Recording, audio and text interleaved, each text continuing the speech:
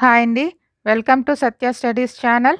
మనం ప్రీవియస్ క్లాస్‌లో అహల్య శాప విమోచనం వరకు తెలుసుకున్నాం.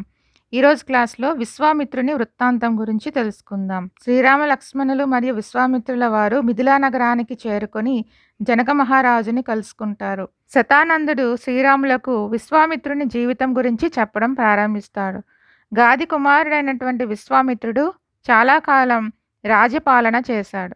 ఒకనాడు ఆయన తన యొక్క సైన్యంతో భూమి అంతా తిరుగుతూ తన రాజ్యంలోనే ఉన్నటువంటి వశిష్ఠుని ఆశ్రమానికి వెళ్ళటం జరుగుతుంది. వశిష్ఠి మహర్షి యొక్క ఆశ్రమం చాలా శోభాయమానంగా ఉందిమాట. ఆ ఆశ్రమంలోనే శబల అనేటువంటి కామధేనువు యొక్క కుమార్తె ఉంది. అది అమృతంతో సమానమైనటువంటి క్షీరాన్ని ఇస్తూ ఉండేది. ఆ పాలతోనే ఆ ఆశ్రమంలోని యజ్ఞయాగాది క్రతువులు కూడా చేసేవారు. అంత పవిత్రమైనటువంటి ఆశ్రమంలోకి విశ్వామిత్ర మహారాజు తన సైన్యాన్ని బయట ఉండమని చెప్పి ఆ ఆశ్రమంలోనికి వెళ్తారు. వశిష్ఠ మహర్షి చాలా సంతోషించి తన యొక్క ఆతిథ్యాన్ని స్వీకరించవలసిందిగా విశ్వామిత్ర మహారాజుని అడుగుతారు. వశిష్ఠ మహర్షి సభలని పిలిచి విశ్వామిత్ర మహారాజు గారికి ఇంకా అతని యొక్క అక్షౌహిణి సైన్యానికి ఉత్తమమైనటువంటి భోజనాన్ని ఏర్పాటు చేయాలని చెప్తారు. ఎవరికి ఏది కావాలో ఏర్పాటు చేయమని చెప్తారు. ఆ సభల ఎవరెవరి మనసులలో ఏం కావాలని అనుకుంటున్నారో గ్రహించి అవన్నిటిని కూడా సిద్ధం చేస్తుంది. సభల సృష్టించిన భోజనాన్ని ఆ సైనికులందరూ కూడా భుజించారు. క్షణంలో ఒక గోవు ఇంతమందికి సరిపడా భోజనాన్ని సృష్టించేసరికి విశ్వామిత్రుడు చాలా ఆశ్చర్యపడ్డాడు. అప్పుడు విశ్వామిత్ర మహారాజు వశిష్ఠ మహర్షితో, నేను మీకు 1,00,000 ఆవుల్ని ఇస్తాను, మీరు నాకు ఆ సభలని ఇవ్వండి అని చెప్పి అడుగుతారన్నమాట. అయితే విశ్వామిత్రుడు నాకు లంచం ఇవ్వాలని చూస్తున్నాడు అని వశిష్ఠ మహర్షి గ్రహించారు. వశిష్ఠ మహర్షి, నేను మీకు సభలను ఇవ్వలేను అని చెప్తారు. ఈ ఆవు మా ఆశ్రమంలో దేవతా ఆరాధనకి, పితృదేవత ఆరాధనకి పాలు ఇస్తుంది. ఈ ఆశ్రమంలోని యజ్ఞాలు, విద్యాభ్యాసం సమస్తము ఈ సభల మీద మాత్రమే ఆధారపడి ఉంటుంది. కాబట్టి నేను ఈ ధేనువుని మీకు ఇవ్వలేను అని చెప్పి వశిష్ఠ మహర్షి చెప్తారు. అందుకు ఆగ్రహించినటువంటి విశ్వామిత్రుడు, నేను ఇక్కడ రాజుని, ప్రతి వస్తువు నాకు చెందాలి అనేటువంటి ఉద్దేశంతో ఆ సభల మెడలో తాడు కట్టి సైనికులకు ఇచ్చి బలవంతంగా తీసుకువెళ్ళమని చెప్తారు. అప్పుడు సభల వశిష్ఠ మహర్షి యొక్క ఆశీర్వాదంతో కొంతమంది పాహ్లవులను, యవనులని కూడా సృష్టించింది. వీరు సైనికులతో పోరాడారు. వారు విశ్వామిత్రుడి సైన్యాన్ని నాశనం చేయడం మొదలుపెట్టారు. ఇదంతా గమనించి విశ్వామిత్రుడు సభల యొక్క గొప్పతనాన్ని తెలుసుకొని ఇంకా వశిష్ఠ మహర్షి మీద కోపంతో తనకి ధనుర్వేదంలో అస్త్రశస్త్ర విద్యలు తెలియాలి అని చెప్పి తపస్సు చేయడానికి ప్రారంభిస్తాడు. విశ్వామిత్రుడు తపస్సు చేసి అస్త్రశస్త్ర విద్యలన్నింటినీ కూడా తెలుసుకొని వశిష్ఠ మహర్షితో యుద్ధం చేయడానికి అని చెప్పి మళ్ళీ తిరిగి వశిష్ఠ మహర్షి ఆశ్రమానికి వస్తారు. వశిష్ఠ మహర్షి పైన తన దగ్గర ఉన్నటువంటి అస్త్రాలన్నింటినీ ప్రయోగిస్తారు. అని వశిష్ఠ మహర్షి మాత్రం తన యొక్క బ్రహ్మదండాన్ని ఉపయోగించి విశ్వామిత్రుడు ప్రయోగిస్తున్నటువంటి అన్ని అస్త్రాలను కూడా నాశనం చేస్తారు. అప్పుడు విశ్వామిత్ర మహారాజు, వశిష్ఠుడు బ్రహ్మర్షి కనుక నేను ఆయనని ఓడించలేకపోయాను, కాబట్టి నేను కూడా బ్రహ్మర్షిని అవుతాను అని చెప్పి విశ్వామిత్రుడు దక్షిణ దిక్కుకు వెళ్ళి 1000 సంవత్సరాల పాటు ఘోరమైన తపస్సును చేస్తారు. విశ్వామిత్రుని తపస్సుకు సంతోషించినటువంటి బ్రహ్మదేవుడు ప్రత్యక్షమై, నువ్వు చేసినటువంటి ఈ తపస్సు చేత రాజర్షి లోకాలను గెలిచావు అని చెప్పి విశ్వామిత్ర మహారాజుని రాజర్షి విశ్వామిత్రుడు అని చెప్పి పిలుస్తారు. అదే కాలంలో ఇక్ష్వాకు వంశంలో త్రిశంకు అనేటువంటి రాజు పరిపాలన చేసేవాడు. ఆయనకి శరీరం మీద ఉన్న వ్యామోహం వలన స్వర్గానికి శరీరముతో వెళ్ళాలి అనేటువంటి కోరిక పుట్టింది. వెంటనే కులగురువైనటువంటి వశిష్ఠ మహర్షి దగ్గరికి వచ్చి తన కోరికను వివరిస్తాడు. అప్పుడు వశిష్ఠ మహర్షి, శరీరముతో స్వర్గానికి వెళ్ళడం అనేది ధర్మశాస్త్రంలో లేదు. ఎవరి శరీరమైనా కొంతకాలానికి పడిపోవలసిందే. అది పడిపోయిన తరువాతే స్వర్గలోక ప్రవేశం. కావున శరీరంతో స్వర్గానికి వెళ్ళడం అనేది జరగదు అని చెప్పి వివరిస్తారు వశిష్ఠ మహర్షి. అప్పుడు త్రిశంకుడు, నేను వేరొక గురువుని వెతుక్కుంటూ వెళ్తానని చెప్తారు. వశిష్ఠ మహర్షి, నీ గురువు మాటను వినకుండా వేరొక గురువుని వెతుకుతాను అంటున్నావు కనుక నీకు ఇలాంటి దుర్బుద్ధి పుట్టింది కనుక నువ్వు చండాలుడివి అవుతావు అని చెప్పి శపిస్తారు. ఈ శాపం కారణంగా మరుసటి రోజు ఆ త్రిశంకుడు నిద్రలేవగానే ఆయన ముఖంలోని కాంతి పోయి నల్లగా తయారవుతారు. త్రిశంకుడు వేసుకున్న బంగారు ఆభరణాలన్నీ కూడా ఇనుము ఆభరణాలుగా మారాయి. ఆ రూపంతో అతను చివరికి విశ్వామిత్రుడిని ఆశ్రయించారు. విశ్వామిత్రుని ఆశ్రయించి తన కోరికను చెప్తాడు త్రిశంకుడు. అప్పుడు విశ్వామిత్రుడు వశిష్ఠుడిని ఎలాగూ అస్త్రాలతో ఓడించలేకపోయాను కనుక వశిష్ఠుడు చేయలేనిది నేను చేస్తాను అని చెప్పి త్రిశంకుడితో నీ కోరిక నేను నెరవేరుస్తానని చెప్పి చెప్తారు.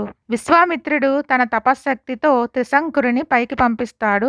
త్రిశంకుడు ఆకాశ మార్గంలో ప్రయాణిస్తూ స్వర్గలోకం వైపుకి వెళ్తూ ఉంటాడు. అప్పుడు ఇంద్రుడు త్రిశంకుడితో నువ్వు గురుశాపానికి గురయ్యావు కాబట్టి నీకు స్వర్గలోక ప్రవేశం లేదు అని చెప్పి తలక్రిందులుగా కిందకి పడిపో అని చెప్పి అంటారు. అప్పుడు ఆ త్రిశంకుడు అలా తలక్రిందులుగా భూమి మీదకి తోసేయబడతాడు. కిందకి పడిపోతూ ఆయన విశ్వామిత్రుడిని ప్రార్థించగా విశ్వామిత్రుడు మిగిలిన తపశ్శక్తితో దక్షిణ దిక్కున ఒక నక్షత్ర మండలాన్ని సృష్టించాడు. అలాగే సప్తర్షులను కూడా సృష్టించాడు. అంటే విశ్వామిత్రుడు తన తపశ్శక్తితో వేరొక స్వర్గాన్ని సృష్టిస్తాడు. దాని పేరే త్రిశంకు స్వర్గం. అందులోనే త్రిశంకుడు తిరగబడి ఉంటాడు. తరువాత పశ్చిమ దిక్కుకు వెళ్ళి విశ్వామిత్రుడు తపస్సు చేస్తాడు. అదే కాలంలో అయోధ్య నగరాన్ని అంబరీషుడు అనేటువంటి రాజు పరిపాలన చేస్తుండేవాడు. ఆయన అశ్వమేధ యాగం చేసి వదిలిపెట్టినటువంటి గుర్రాన్ని ఇంద్రుడు తీసుకొని వెళ్ళిపోతాడు.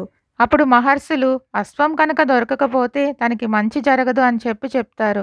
అందుకు అశ్వానికి బదులుగా ఒక మనుష్యుడిని తీసుకువస్తే యాగాన్ని పూర్తి చేయవచ్చు అని చెప్పి అంటారు. అది కూడా న్యాయబద్ధంగా తీసుకురావాలని చెప్పి చెప్తారు. ఒక మనిషిని తీసుకురావడం కోసం అంబరీషుడు బయలుదేరగా ఒక చోట భృగుతుంగం అనేటువంటి ఒక పర్వత శిఖరం మీద రుచీకుడు అనేటువంటి ఒక ఋషి తన భార్య పిల్లలతో ఉంటారు.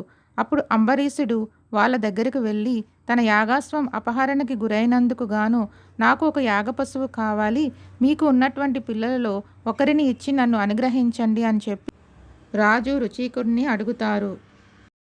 రుచీకుడికి 3 కుమారులున్నారు. అతను ఈ విధంగా ఆలోచిస్తున్నాడు. పెద్ద కొడుకు ధర్మసంతానం అవుతారు. పూర్వజన్మలలో చేసుకున్న పుణ్య ఫలితాన్ని పెద్ద కొడుకుగా ఇస్తారు కాబట్టి నేను పెద్ద కొడుకుని ఇవ్వలేను. అలాగే శాస్త్రం ప్రకారం చిట్ట చివరి వాడిని కనుక ఇస్తే ఐశ్వర్యం పోతుంది అంటారు. కాబట్టి చిన్న కొడుకుని కూడా ఇవ్వలేను. కాబట్టి మధ్య కొడుకైనటువంటి సునహసేపుణ్ణి పంపిస్తాను అని చెప్పి అంబరీషుడితో తన మధ్య కొడుకైనటువంటి సునహసేపుడిని పంపిస్తారు.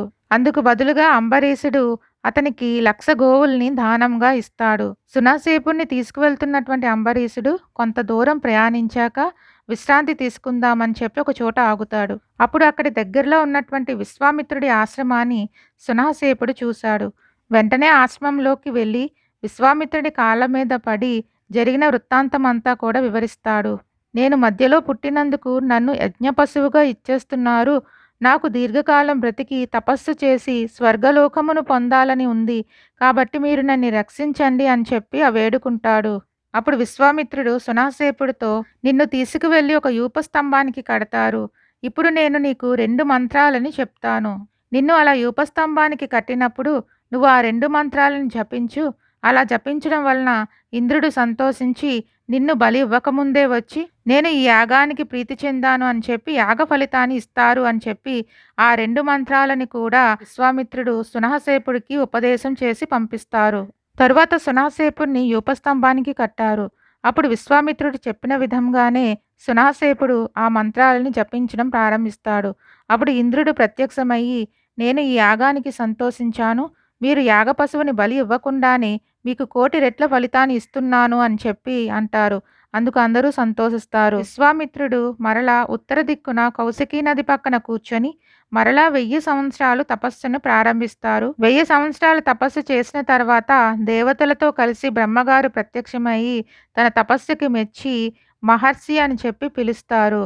విశ్వామిత్రుడు తన ఇంద్రియాలని ఇంకా గెలవలేదు అని చెప్పి తెలుసుకొని అందుకోసం మరలా తపస్సుని ప్రారంభిస్తారు. అలా విశ్వామిత్రుడు తపస్సు చేస్తుండగా ఆయనకి బ్రహ్మస్థానం నుంచి ఆయన యొక్క తపశక్తి పొగగా బయలుదేరుతుంది.